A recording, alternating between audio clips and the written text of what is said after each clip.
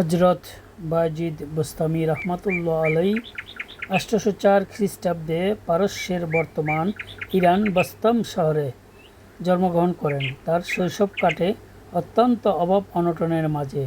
ছোটবেলায় তিনি তার বাবাকে হারান, ফলে তার মা তাকে অনেক কষ্ট করে লালন পালন করেন।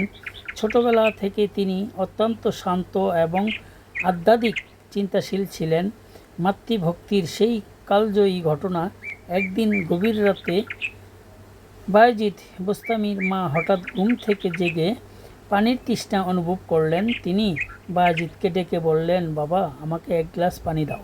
বায়েজিদ কলসির কাছে গিয়ে দেখলেন তাতে এক ফোঁটা পানিও নেই। সেই অন্ধকার হাড় কাঁপানো শীতের রাতে তিনি গ্রাম থেকে বেশ দূরে একটি ঝর্ণা বা নদীর উদ্দেশ্যে বেরিয়ে পড়লেন। অনেক কষ্ট করে পানি নিয়ে যখন তিনি ঘরে ফিরলেন, দেখলেন তার মা পুনরায় গভীর ঘুমে আচ্ছন্ন হয়ে পড়েছেন। বায়েজিদ ভাবলেন, মায়ের ঘুমের ব্যাঘাত ঘটানো ঠিক হবে না। আবার মা যদি জেগে পানি না পান তবে তিনি কষ্ট পাবেন। এই চিন্তা করে তিনি পানির গ্লাস হাতে নিয়ে মায়ের শিয়রে ঠায় দাঁড়িয়ে রইলেন।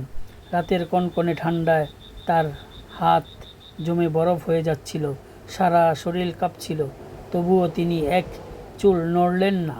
ফজরের সময় যখন মায়ের চোখ খুলল, তিনি দেখলেন তার প্রিয় সন্তান পানির গ্লাস হাতে নিয়ে দাঁড়িয়ে আছে।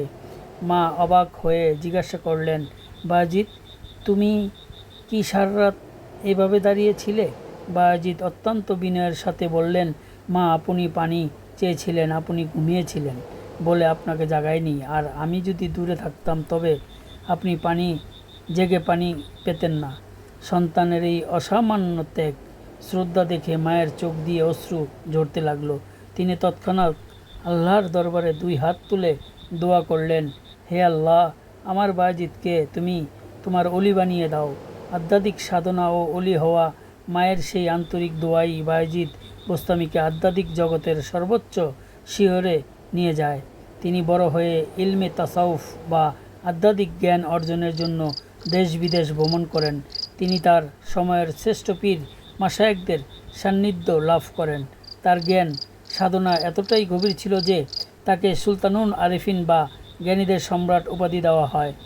তার জীবনের কিছু শিক্ষা, মায়ের মর্যাদা। তিনি শিখিয়েছেন যে আল্লাহ সন্তুষ্টির আগে মা বাবার সন্তুষ্টি জরুরি। ধৈর্য, নিষ্ঠা, সারা রাত দাঁড়িয়ে থাকা তার ধৈর্যের এক বিশাল পরিচয়। অহংকারহীন জীবন, এত বড় অলি হওয়া সত্ত্বেও তিনি সবসময় সাধারণ মানুষের মতো জীবনযাপন করতেন। মৃত্যু, তিনি 874 খ্রিস্টাব্দে ইন্তেকাল করেন। তাকে ইরানের বোস্তাম শহরে সমাহিত করা হয়। যদিও পৃথিবীর বিভিন্ন স্থানে তার স্মরণে মাজার বা স্মৃতিস্তম্ভ রয়েছে, যেমন বাংলাদেশের চট্টগ্রামে এরকম আরও বিভিন্ন জায়গায় রয়েছে। তাই এই উক্তিটি যদি ভালো লাগে, লাইক, কমেন্ট, শেয়ার, ফলো দিয়ে পাশে থাকবেন। ধন্যবাদ সবাইকে।